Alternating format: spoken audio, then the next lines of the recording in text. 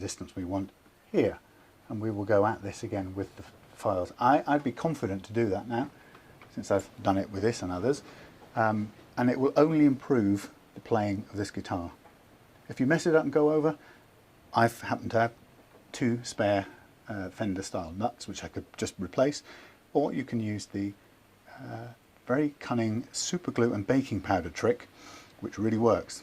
If you cut down too far in a slot, masking tape everything off, put a drop of liquid super glue into the slot and put some baking powder, a little pile of baking powder straight on top of it. The two will react together and form a hard white paste that's like almost like sandstone, and you can shape it, file it, and recut it with your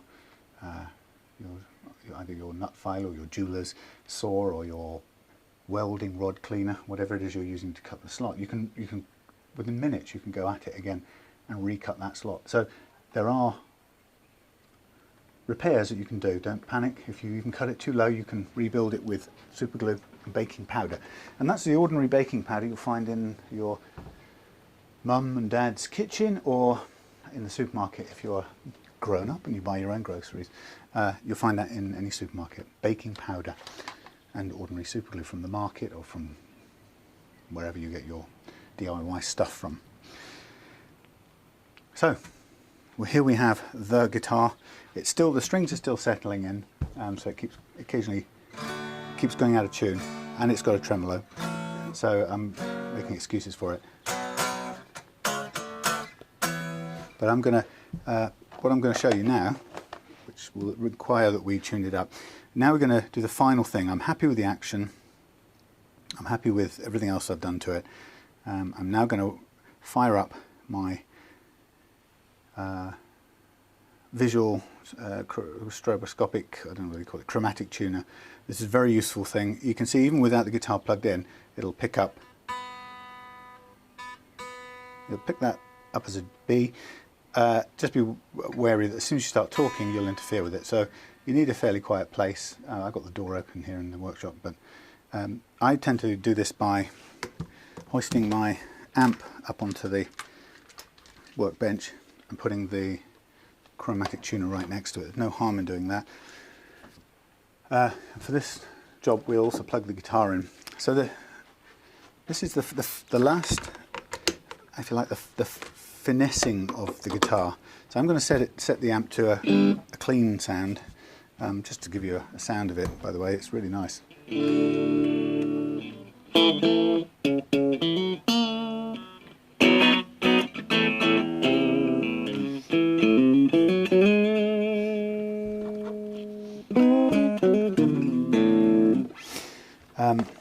Out of tune, but we'll tune it up now. So get yourself a fairly clean sound on both your amp and your guitar, and then I'll put the tuner down here so you can see it. So what we're looking for, in fact I'll put it facing you because I can see it in any direction. So we're looking to, let me explain the intonation. So the game of intonation is the neck you've got on a guitar is built for a guitar of a certain size, and there are a few standards. People who make their own vary from it, and they make the neck to suit the guitar, and providing they make the neck and the body of the guitar, they can make it any size they like. They tend still to make it within standard sizes because it's very uncomfortable or weird to play a guitar that's 3/4 again longer than you're used to playing. So there tend to be a number of stock guitar sizes, and they tend to refer to them as scale length. And so this Fender style neck, there will be a whole series of these necks, factories producing Fender style necks which are built for a certain scale length. So when they make the neck, they will manufacture it according to a scale length, and the scale length is the length of free vibrating length of string in the finished guitar. So a strat typically, all the Squire strats will be built to the same scale length, and so when you put the neck and the body together, you're expecting for the neck to work and each of these notes to be perfect intervals. You have to have the free string length, which results from the neck meeting the body and being all joined up. That free vibrating string length has to be an exact length to suit these frets. If that length is too long, the intervals represented by each of these mathematically placed frets goes wrong, and they are not perfect musical intervals. What you'll find is that might be an E, but then you press that, it will be slightly sharp of F, go up to here, that'll be quite a bit sharp of whatever it is, B, and so on. So because construction differs, there's always a tiny bit of variance in construction, and because the string's different thickness has a relationship between the scale length. Each string has a slightly fractionally different scale length, even for the basic size guitar. What you have is a bridge which allows you to move a little saddle backwards and forwards, and that allows you, using the tuner and a little kind of formula or trick, allows you to create for yourself the perfect length string for this neck whilst attached to this body. So you, or the person in the factory, or the person at the Gibson shop who's taking the extra time to set it up because you paid £1,000, but it doesn't happen in the stuff you buy from the Chinese factory in boxes. It's just set up, people go, does it play? Yeah, lovely. All the frets, do they buzz? No, send it off. So they don't set it up. That's your job. And most of you don't do it. Most of me didn't do it for 30 years, but now I know how to do it, so I insist on you teaching you how to do it. So what you do is you get to adjust each of these to make sure that the scale length for that string on this guitar is perfect, and it means that wherever you play a note on this neck after that, it will be relatively in tune to the open string. So here's how we do it. We start with everything else is done, the action's set, the height we want, the neck relief is set, it's perfect at the moment, it's got a little bit of dip in it, just enough to let the strings vibrate. Action set, we've done everything else, this is the last job. So we start by tuning the guitar or the string. We do one string at a time. We start by taking the top string and we tune it by pinging the harmonic. I don't know if you can hear that.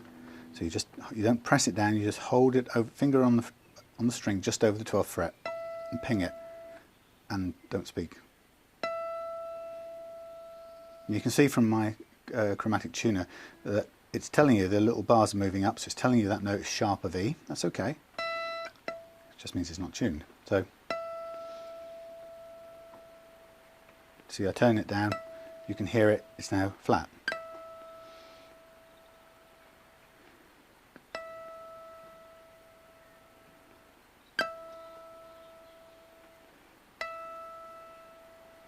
These tuners are quite stable actually. They're not very good, not very high quality, but they are quite positive and stable. They don't have to crank forward a bit and then slack it off, and it does it in a very linear fashion. I'm pleased with that. And I'd say that's spot on tune for the harmonic on the 12th.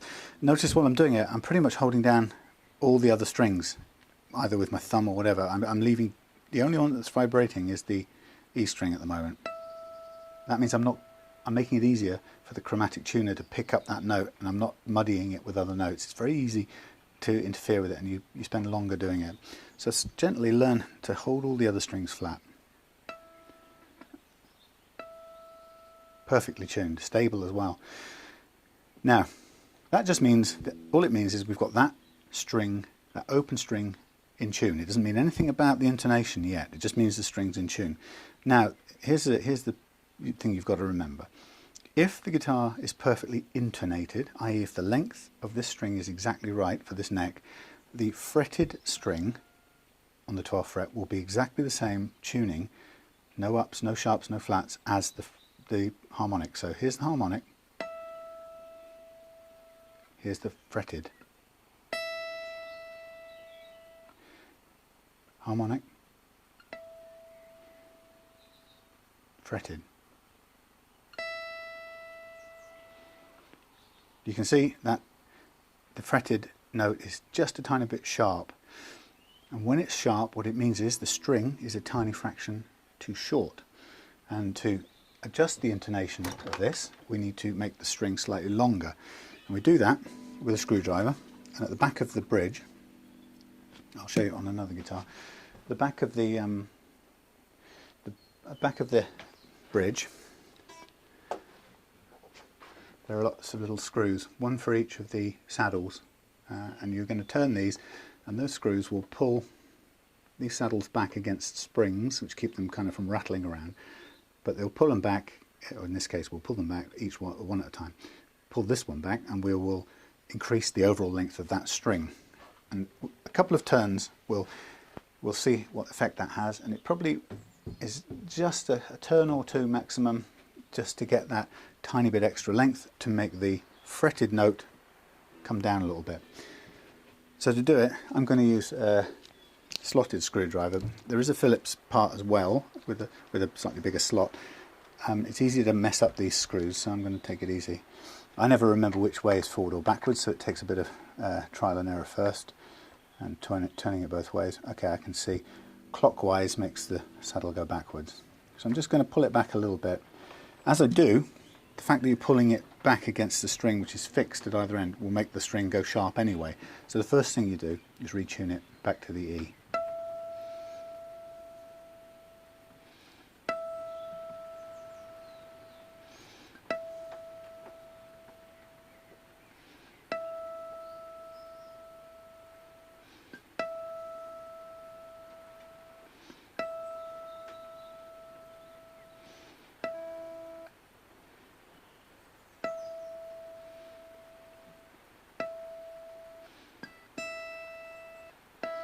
So, harmonic,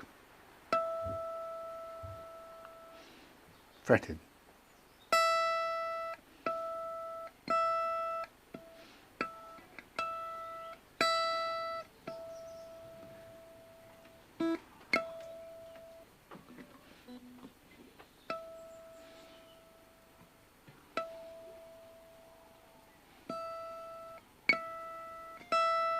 Still a little bit sharp.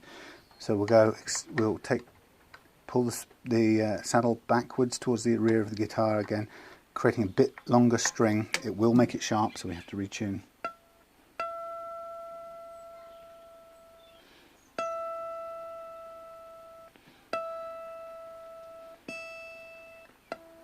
So, harmonic, fretted.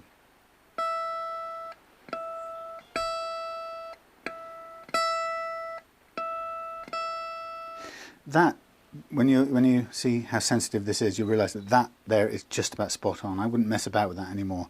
I would call that spot on.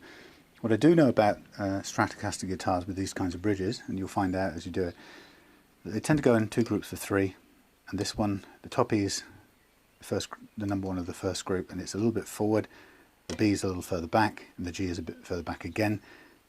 The D comes forward, almost in line with where the top E is, and the A and the E step backwards again. So it's two little runs of three. So I can see straight away now that because I know where the top E is, I can see they've got quite a bit of adjustment. I expect quite a bit of adjustment on this B. So we'll tune it.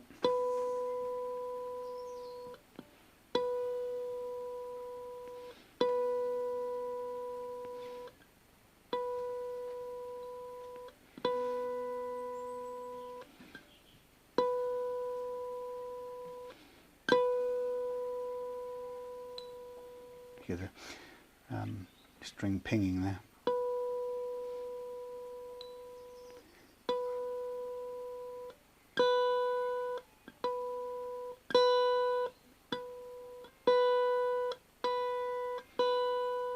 Okay, as I would expect, it's sharp, so we're going to clockwise the screw, take the string, the saddle back a bit, again remembering that if you turn it too far, it's pulling great attention on the string every time. Might want to put some graphite in that nut slot.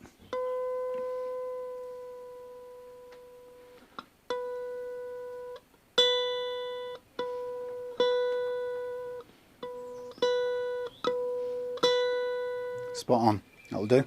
Again, I can see it step back. I think I'm going to do something by eye here, so I'm going to, before we even do the G, I'm going to pull the G back to where I think will be in tune, or intonated properly. Gonna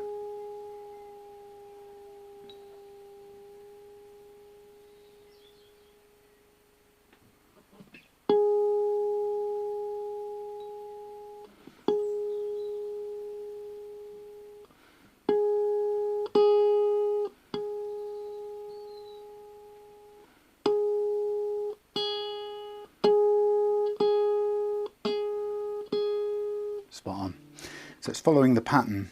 So really, in real practical terms, it's since we got the first one, we can kind of almost guess the other two, and it would be fairly well intonated. But we don't know where the next set of three will begin, and I think the D string at the moment is probably too far forward, which means it'll be quite a bit sharp when we tune it and try the 12th. So tune it.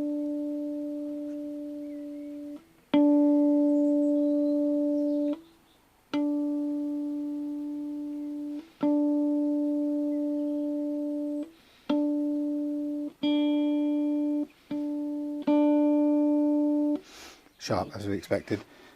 So we'll go lengthening the overall string length, which means clockwise on the screw here, dragging it back to somewhere around about where, almost equivalent to the E string, top E string, which is the first of the first saddle of the first group of three. Again, it's gone sharp. Go back down to D. Make sure you know where you are first.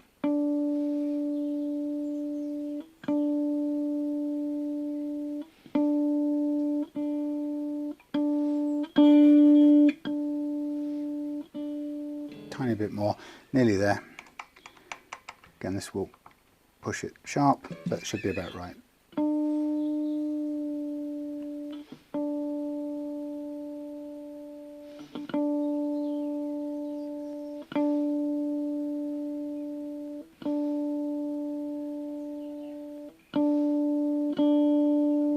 Close enough, almost spot on.